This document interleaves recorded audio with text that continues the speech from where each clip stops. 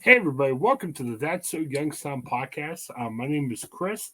I am the editor of Mahoney Matters, and today I've got Ohio writer and scholar Dr. Kimberly Mack with me.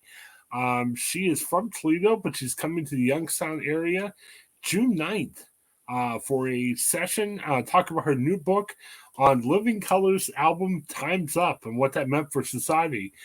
Kimberly, thanks for coming on. How are you? Thank you so much for having me. I'm doing well. Fantastic. Yeah, excited to talk to you about Living Color. I thought Living Color was just did so much for music. What drew you to the band initially?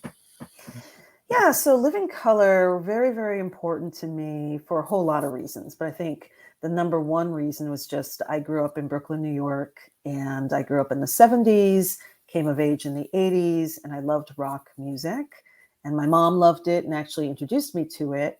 But as a young Black girl, I just didn't know the origins of rock.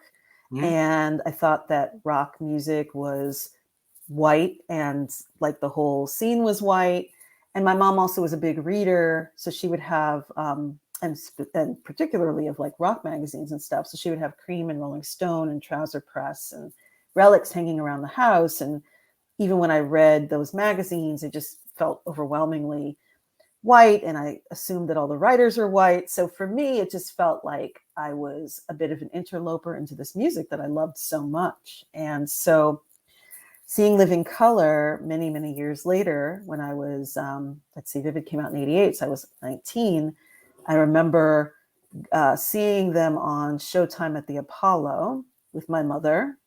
And we were both really just entranced with what we were seeing. They were, these four young Black men who were amazing and were rocking so hard and were so awesome. And it made an immediate impact on me. And I loved Vivid, and I loved Cult of Personality. It's such a great song. But it was really Time's Up that spoke to me the most, and I think part of that was just the opening track when I first heard that, and the aggression and the passion and all of that really sold me on kind of heavier rock music. And so yeah, and that song Pride in particular, with the lyrics, don't ask me why I play this music because it's my culture, so naturally I use it. That also was just what I needed to hear at that time. And it really meant a lot to me personally to see a band that looked like me. And they really did shape both my musical development in a lot of ways, and also just inspired me to learn more about my own culture. Yeah, I thought it was really interesting because I think other than like maybe artists like Prince and everything, you didn't really see that many bands of people of color in it. And I think for me, I unfortunately grew up in a just all white area, and I didn't get to experience that. And it was strange because when I first heard Living Color, I'm like, wow, this is very different. But like you said, it really wasn't different. It was returning rock back to its roots. Why Mhm. do you think that it kind of got away from the roots for so long? It seemed unusual that that'd be a different thing to see a band of people of color. Yeah, that's a wonderful question. And I think that's a big picture kind of genre question, and kind of the intersection of race and genre. And this is historical, like this is something that started to happen at the beginning of the 20th century, where you had these artificial categories that were really put together for marketing reasons. So you had music that might sound the same, that might share sonic elements like country and blues in the early years. But if it was Black people performing the music, they would be put on the race label category, which is, there were labels called race labels at that time. And if it were white people, they'd be put on the hillbilly labels, right? And this was completely artificial and done really intentionally just to reach certain demographics.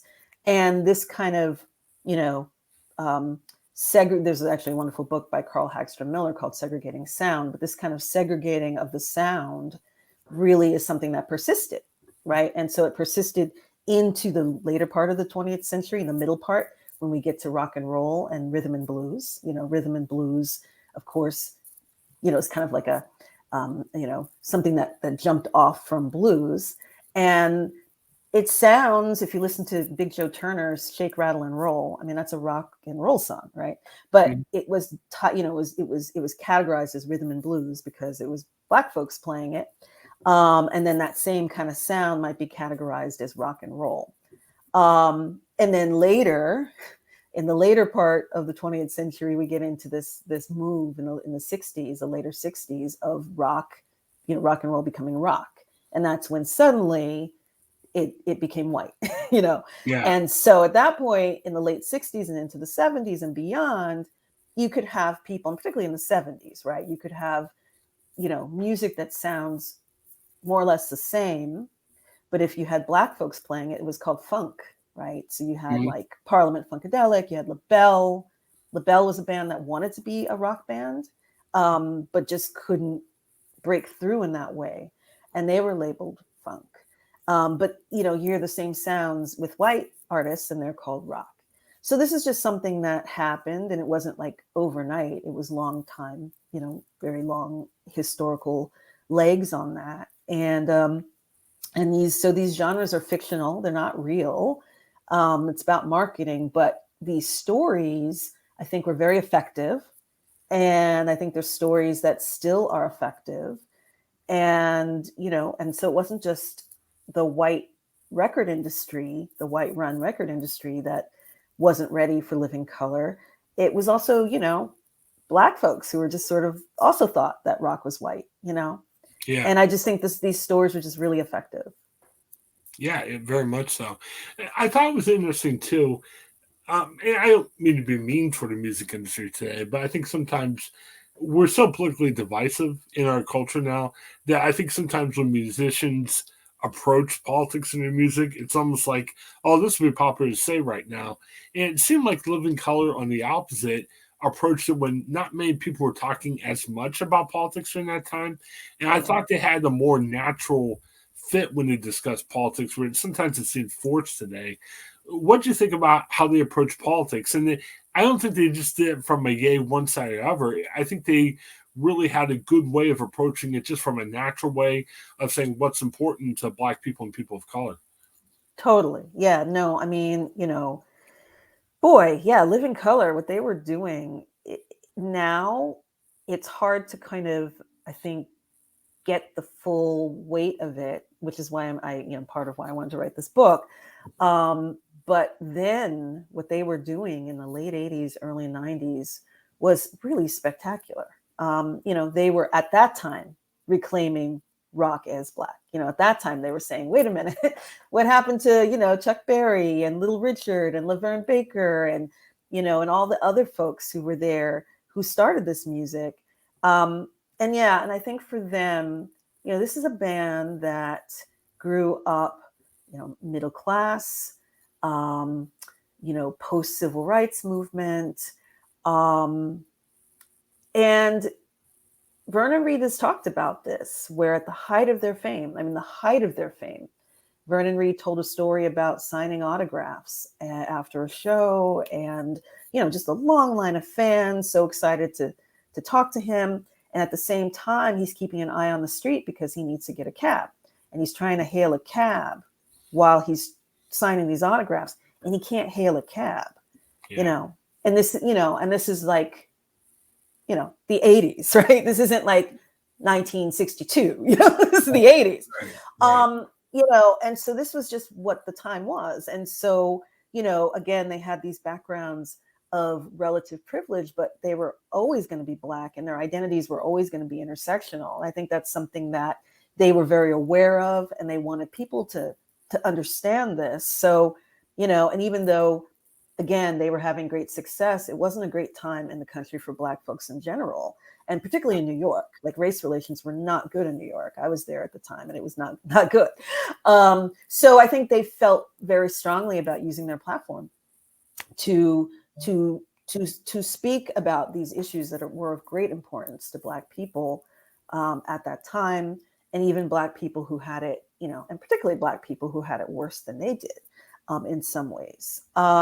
So yeah, and they were just really, you're right. I think they were just very, very good. While it may have gotten tiresome, I went through all of the media for Vivid and Time's Up to write this book. And, you know, they were constantly asked about their race and constantly asked about their race and their decisions to play rock music. And that must have gotten tiring. But also, they were the perfect band to do this. They were so good at talking about this stuff. And it was important. It needed to be said, and they used their platform for good. It's interesting. I'm looking through their history, and they broke up a little bit earlier, but they've come back a couple times, and I even see that they're working on another album. They went into the studio in December of 2022. Mm-hmm. It seems like they still have a lot to say. I mean, obviously, like you said, race relations were in a really bad time during the time in New York, but obviously Mm-hmm. we're in an era where it confounds my mind that while we're still struggling with race relations, but we're having issues now. It's been all over the Mm-hmm. news. It Yeah. sounds like they have a lot to say even today about what's happening. Yeah, no, it is amazing. They did break up for a little while, got back together in 2000, and they've been together ever since. And they are touring right now. They're actually touring with Extreme. Oh, wow. Yeah. And doing some other stuff too. But yeah, it is kind of amazing. This is a book that is of its time in some ways. Like there's a song on there, Under Cover of Darkness, which is about safe sex. And obviously safe sex is always important, but Mm-hmm. in that particular moment with all of the the fears around HIV and AIDS, it was really, really salient, right? So that's like a very much a song of that time. But then they also had songs that kind of predict the future. They have Information Overload, which really, I think, in a lot of ways predicts the chaos of the internet and social media and the downside of that kind of technology. And then you've got that, Time's Up song is about the environment, right? The environmental crisis in 1990, they're talking about that. And it's a hardcore song. And that just wasn't a thing, Right. And then, of course, racism and classism and gentrification, which has gotten even worse. They were talking about gentrification on Vivid in New York. And again, on the second record, and oh my gosh, in New York City, gentrification is just, whew. Brooklyn, I mean, I grew up in Brooklyn, and I go back and visit, and I don't recognize the place. And, skyscrapers in Brooklyn, which, when I was growing up, Manhattan was the city and Brooklyn was not the city. And now Brooklyn looks like the city. It's really weird. Yeah. But having said all of that, like it really has become clear to me since the book has come out, just how relevant so many of the things they were talking about then, of course, remain. And I knew that, but just how it's like this book is being released at a time when race relations, political stuff, all this stuff is going on. And it's not all that different, sadly, from where we were in the 80s. It's just kind of really sad, but this is the truth. This is where we are again. What do you hope to share? I mean, I know when you come on the 9th to Lit Youngstown, what are you hoping to do during your presentation? Well, what I'd like to do is introduce folks who maybe don't know the band. I'm hoping a couple people come who maybe don't know much at all. I actually like that because this is a band who I think if you listen to the music, if you like rock music, you're going to like this band because they're just a fantastic band. This is a great album. But also what I will do is I will share some lyrics. It's nice because I'll have an opportunity to do like an actual presentation. I won't just be reading. So there'll be some visuals and some music, and I can share some lyrics. And I just want people to not just hear how great they are, but see in print how smart the lyrics are, Okay. how truly thoughtful they are. And again, how current they remain. Excellent. Very good. Has anybody from Living Color been in contact with you? I didn't know if they would say, wow, somebody wrote a book about us. Have you heard from anybody from the band? So for this book, I interviewed everybody. Oh wow. So Okay. yeah, so I Good. interviewed all the current members, including Doug Wimbish, and I interviewed the former bass player Muzz Skillings, the one who had left after Oh the wow. second record. Yeah, I interviewed all of them. I interviewed the producer of the record, Ed Stasium, the engineer Paul Hamingson. I even got to talk to some other personnel, Corey Glover's vocal coach, and Vernon Reed's guitar tech, and the late Greg Tate, the wonderful cultural critic who passed, um, unfortunately, recently. So I got to interview all of them, and they've all read the book, and they all like the book, so it's been good. Fantastic. Well, give us a link where people could buy the book too. So even if people can't come to the appearance, at least they'll be able to buy the book as well. Well, Kim, thanks so much Absolutely. for your time. I really appreciate it. Again, June 9th, I'm at Lit Youngstown to be speaking about Living Color and some of their great work that they have over the years. Hang out for a second afterwards, and thanks for checking out the latest That's So Youngstown. Have a great day, everybody. Thank you.